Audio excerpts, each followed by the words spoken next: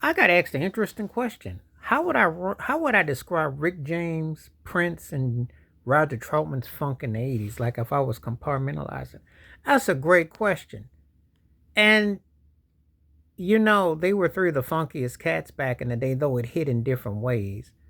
So I really don't want to rank it because it's not fair because they all had a dominance in the sound, so it's kind of hard. I mean, if I had to pick one person out of the three, I'm gonna go Rick James because I thought his vocals, his songwriting, and the way he did the funk was the link between what P Funk and what Prince and what Roger Troutman was doing.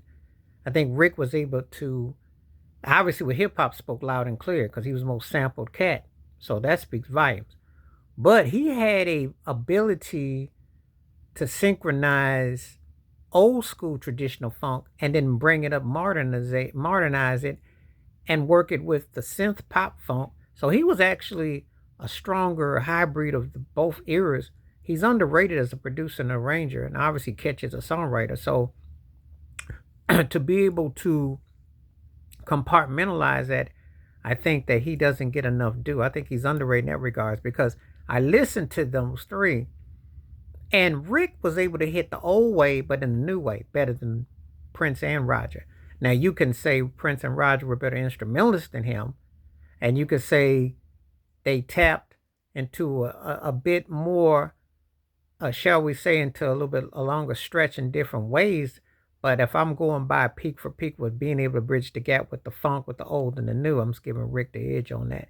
As a songwriter, I just think he just happened to hit that. Now, Prince with the Minneapolis sound, the synth bass, funk, and groove, that cold computer based programming, he was able to loan himself through his own identity, much like Rick James did with the Stone City Band, the Mary Jane Girls, and Tina Marie process and Durex. Prince did it with the Time, Sheila E., Vanity Six, Apollonia Six.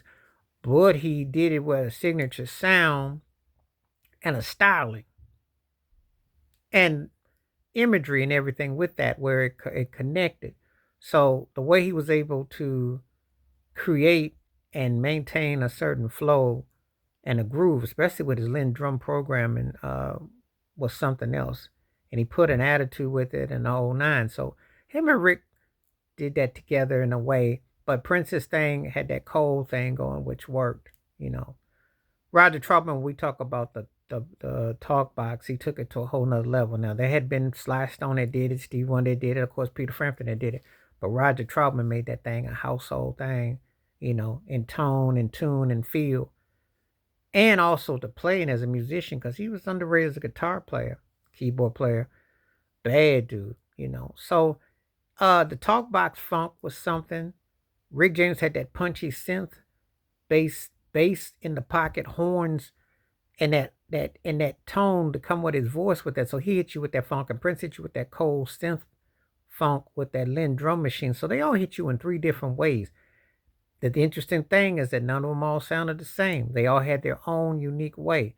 It's a testament to an era when artists were made to be distinctive, not be all tied together, all tied like, wrapped in a bun together. They all had their identity.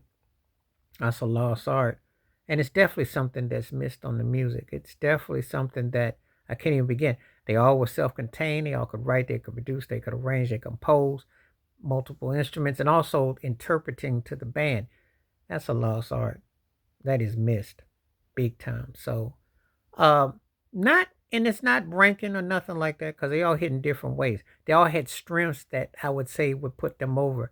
I think that Prince's strength to put him over with the sound and the imagery is that he was able to, command his thing a bit longer in terms of them. Took what Rick James did and was able to extend it mainly for his own solo career. Not so much with the protege thing, because pretty much once the time thing died and Sheila E. kind of faded, that was the high of it. But his own thing, he was able to keep it going, you know, and he had a good run with it, especially with the bootlegs and the underground tip. Roger, because of the talk box and the funk and the samples and the loops and being able, that prolonged him to a whole different artist. Same thing with Rick James. Well, Rick's thing was sampled long after his heyday and what have you, but it's a good contrast of all three artists, represent from Buffalo, New York to Ohio to Minneapolis. That funk, that cold funk, that groove, that Baron, you know these three cats. So they were three of the most important artists of the 80s and for the funk scene. So just talking about them from the funk tip. But you tell me what you think, the highs, the in-betweens, the pros, the cons, how you rank them, what you think of them. This is a good request. My thoughts and takes about Rick James Prince and Roger Troutman. And rest in peace, because all three of them are missed. They all had a distinctive flair. They could bring it on the stage, in the studio.